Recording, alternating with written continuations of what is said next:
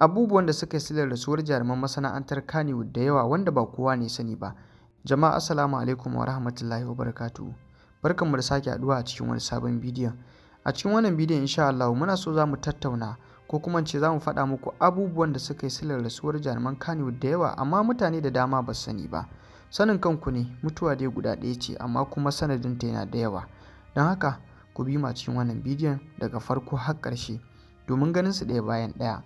Idan kuma ya kasance yau ka fara cin karo da wannan shafi namu kafin shirin ya dora, da Allah muna roƙonka ka danna alamar subscribing sannan ka danna alamar ƙararrawar sanarwa domin kasantuwarka mutum na farko da za a sanar da kai insha Allahu da zarar mun dora sabon bidiyo. Sannan kada ka manta kai liking kai sharing din bidiyon ga wasu domin su ma su sani, kuma za ka iya shiga comment section domin kai musu addu'a su da suka riga mu gidan gaskiya. Allah ya sa mu dace ba tare da ɓata lokaci ba mu shiga cikin bidiyon kai tsaye. Jaruma ta farko da za mu ɗauka ita ce Fadila Muhammad. An haifi jaruma Fadila Muhammad a 1992, Allah ya mata rasuwa a shekarar 2020 wato 2020. Jarumar ficacciya ce a cikin masana'antar Kannywood da yawan kun santa. Ga wayanda ba santa ba, jarumar ta fito a fina-finai kamar haka, Hubbi da kuma Basaja. Wayannan fina-finai guda biyu sun ɗaga darajar jarumar ƙwarai da gaske. Domin kuwa ta yi tashe a shekarar 2011 zuwa shekarar 2014. Jarumar ta rasu ne a ranar Juma'a 28 ga watan Agas na shekarar 2020. Jarumar ta rasu a cikin motar mahaifinta a yayin da ciwonta ya tashi yana hanyar kai ta asibiti. Rahoto ya zo mana jaruma Fadila Muhammad tana fama da ciwon zuciya, kuma a lokacin da mahaifinta ya ɗauke ta wannan ciwo ne ya tashi, inda kuma ashe shi ne ajalinta. Muna fatan Allah ya ji kanta, Allah ya gafarta mata. Idan tamu ta zo Allah ya sa mu cika da imani. Jarumi na gaba shine Rabilu Musa, wanda kuka fi saninsa da Ibro. An haifi jarumin a 1971 ya kuma rasu a shekarar 2014, inda ya rasu yana da kimanin shekara 42. An haifi jarumin ne a garin Ɗanlasan da ke jihar Kano. Ya yi karatun primary school ɗin shi a garin Ɗanlasan, inda ya karatun secondary school a garin Wudil. Bayan wannan karatu da ya ne ya fara aikin gidan yari wato aikin gandiroba, inda ya tsawon kimanin shekara 8 har ya kai matsayin inspector.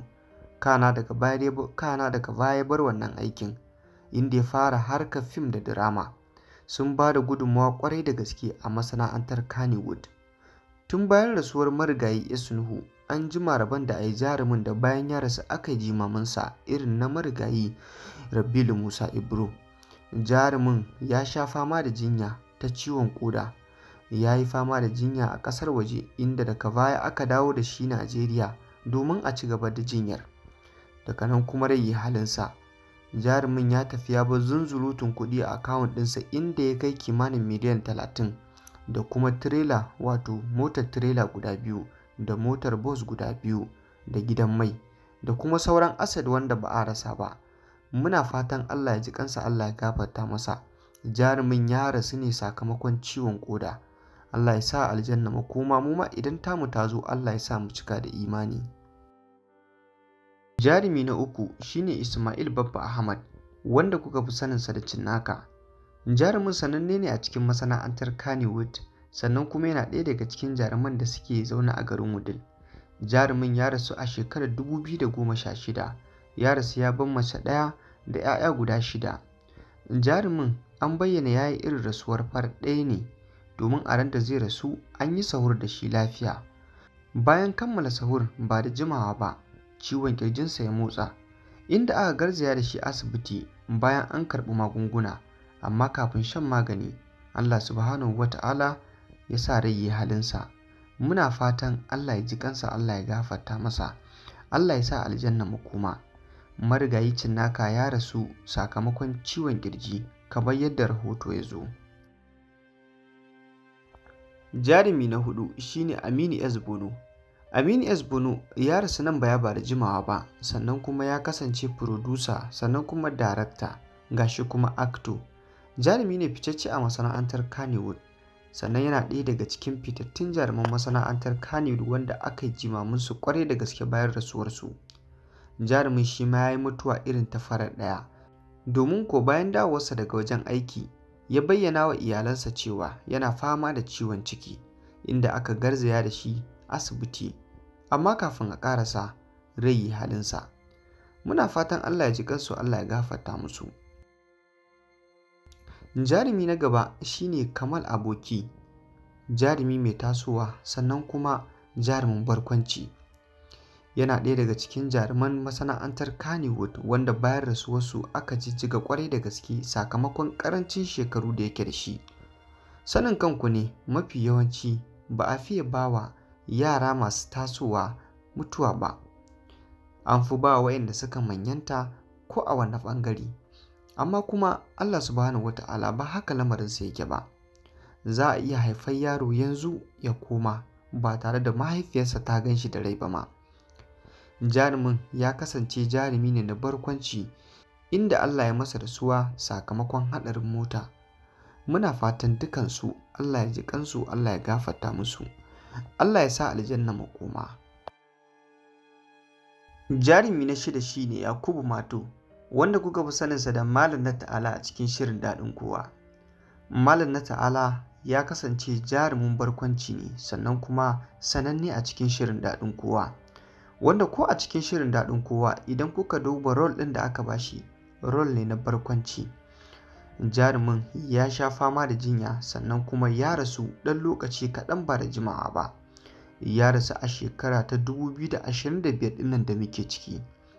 Malam na Ta'ala sananne ne a masana'antar Kannywood, sannan kuma yana taka rawar gani ƙwarai da gaske a cikin shirin nan na Arewa 24 wato daɗin kowa. Malam na Ta'ala ya kwashe tsawon lokaci yana fama da jinya ba tare da masana'antar Kannywood ta sani ba ma. Wannan ko jinya ita ce ciwon kansa. Sanin kanku ne, kansa duk kuɗinka, duk abin da ka tara, idan Allah ya jarrabe ka da wannan cuta za ta iya laƙwame wannan kuɗin.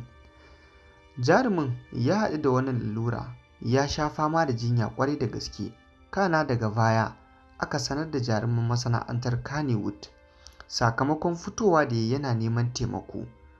An samu taimako daga wajen al'umma daban-daban, wanda daga cikin taimakon da ya samu har tarihi ya kafa a masana'antar ta Kannywood. Babu wani jarumi da ya fito yake rashin lafiya ya nemi taimako ya sami irin taimakon da Malam na Ta'ala ya samu. Domin kuwa daga cikin waɗanda suka taimaki Malam na Ta'ala akwai shugaban ƙasar Nijar na yanzu, wato shugaban mulkin soja na yanzu Abdurrahman Tani, ya ba wa Malam na Ta'ala kimanin naira miliyan 30 a kuɗin Najeriya domin ya samu ya jinya. Amma da yake jinya ba ta warkewa ba ce, Allah subhanahu wata'ala ya karɓi ran abinsa watanni da suka gabata, ko kuma in ce satuttukan da suka gabata, domin Malam na Ta'ala har yanzu ba lalle in ya kwashe kimanin wata ɗaya da wani abu da rasuwa ba. Muna fatan Allah ya ji kansa, Allah ya gafarta masa, Allah ya sa aljanna makoma. Jarumin ya rasu ne sakamakon ciwon kansa. Allah ya sa idan tamu ta zo mu yi kyakkyawan ƙarshe. Kada a manta, idan yau aka fara cin karo da wannan, a yi subscribing, a danna ƙararrawa, a yi sharing ɗin wannan bidiyon domin al'umma da dama su gani. Mun gode.